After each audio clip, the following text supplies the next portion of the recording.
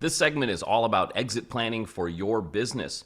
Welcome to the program. I'm Mark Imperial, and this segment's brought to you by booksgrowbusiness.com. It's the place where busy professionals get their books done and published to lead their fields, educate consumers, and to leave a legacy.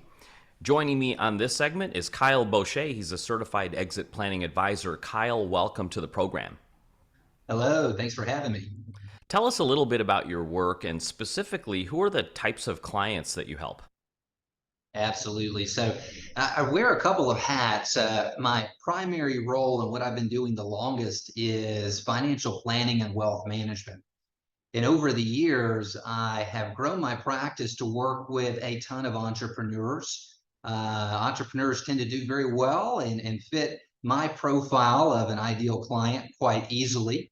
But one of the biggest issues we've run into in financial planning is really helping entrepreneurs understand the value of their business, what they have, and how that fits with everything else traditionally we look at financial planning. So I've added this line of service to my financial planning work. And so financial planner, wealth manager, and now certified exit planning advisor as well. To your point, business owners are great at growing their businesses, but maybe they don't really. The idea behind this whole series is to shed light on the importance of exit planning. So, what are sort of the preconceived notions that business owners have when it comes time to exiting their business? Well, first of all, I believe business owners think it is way easier than it actually is. And unfortunately, the stats on exiting your business are fairly dim. One in three businesses that go on the market actually sell. So it's not as easy as we believe. And I think the second would be really a lot of business owners have a valuation in mind that perhaps they were given at a cocktail party on the back of a napkin by someone within their industry that perhaps they respect, but they have not actually done a proper valuation. So they may be completely off base with what their business is worth, and certainly maybe even undershooting it in some situations as well. So, the term exit planning implies the word exit. So, I'd imagine a lot of people put this off and think that, hey, I do this at the end. But that's not right, is it? No, not at all. In fact, the best exits are usually planned for 3 to 5 years before you actually want to hang up your hat or turn over the keys or however you want to call it. And when I say exits, I want to be very broad with that. It's not necessarily when you sell, it could very well be intergenerational or some type of handoff within your organization. But you cannot just say, raise your hand, I'm ready to get out today. It's just not that easy. So, when you start working with clients, have you spotted any big common mistakes they seem to all make or any pitfalls that folks commonly fall into you could warn people about? Absolutely. I think probably one of the biggest detriments and one of the reasons why so many businesses do not transition is because these businesses have been built on the backs of the owners and they are still very owner centric today. Founder centric businesses can't transition unless you plan to transition with the business.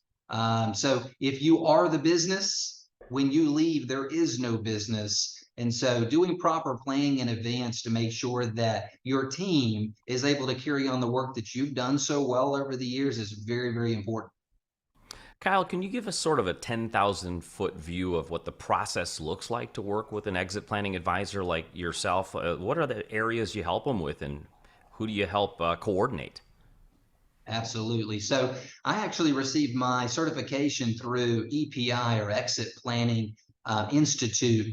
And so we really have what we call three gates that we walk clients through. And it starts with the discovery gate, which is really what we call a triggering event. That's the point where we do a very good SWOT analysis of the business. We try to measure the tangible and the intangible capitals of the business, determine an appropriate valuation and its current status today, and then determine what the potential of its value could be if really grinding towards that over the coming years.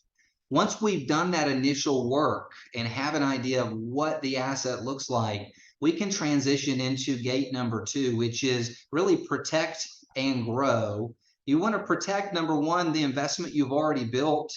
There are certain issues that are almost inevitable that we run into, whether it be death or disability or divorce or just disagreements among partners or employees. So we want to make sure we're having a conversation around protecting, but also growing for that business owner who says, I want to get maximum value out of my business.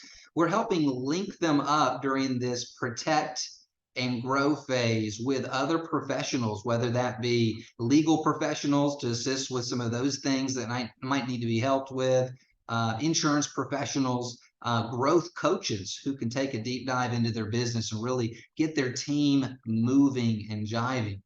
And once we've got the business to a point where it is ready to transition, the business owner feels like it's able to go for what value they would like for it to go for, we can transition to that gate number 3. And that's where we really quarterback getting them in touch with an appropriate sales agent, whether that be a business broker or someone within the mergers and acquisitions industry, or a banker that will assist with internal buyout programs and so forth. So those 3 steps are very key, and we walk with them the entire way through.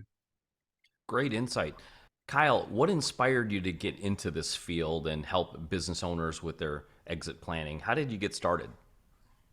Well, going back to what I said at the very beginning, in financial planning, when you build a financial plan, you have to list all of the assets that the client has. And for business owners, the lion's share of the assets in their allocation is their business entity. And so if all we do is take the business owner's word for it, it is valued at 2 times, 3 times, 4 times EBITDA, whatever it is that they've decided. And we do all of our financial planning based on that information alone. We may be way off base with the planning work that we're doing and may be very disappointed we come up short later down the road.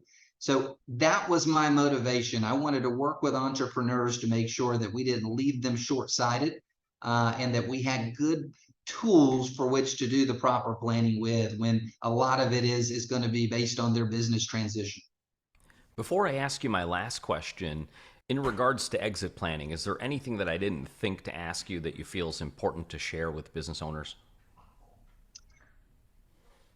I don't know. I mean, that covers a lot of the highlights that a lot of business owners come to me with. But actually, yes, this is a great segue. You know, we deal a lot with the financial aspects or the operational aspects of our business, and even our personal finances. But one thing I think is really key, and this is another important area of the program that I offer to clients, is the life after business planning is just as important as the business planning. Unfortunately, many business owners, that has been their life, that is their baby. And when they part ways with their baby, there's this empty hole in their soul. And if they haven't done proper planning to retire to something or to start the next chapter of their life that they're excited about, then they might be very underwhelmed with the experience on the other side of separation from business. So life after business planning, I think, is a very underserved area of this entire process. And I think it is equally important to all the other aspects that we traditionally look at when we do business exit planning. Great point. Kyle, for business owners listening who would love to speak with you and perhaps get your help, how can they find you and connect with you? Absolutely. Well, I do complimentary get to know you sessions, discovery sessions with clients just to learn a little bit more about their business. So they can set those up either by reaching me by phone, 770-534-0727, or you can reach me online at sglwm.com.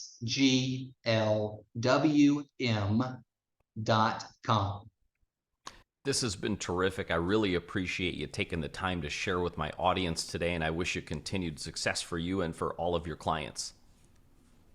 Thank you very much for having me.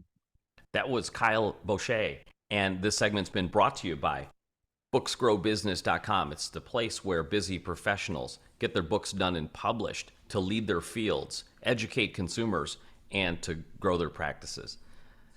That's all for now. I'm Mark Imperial, and thanks for joining me.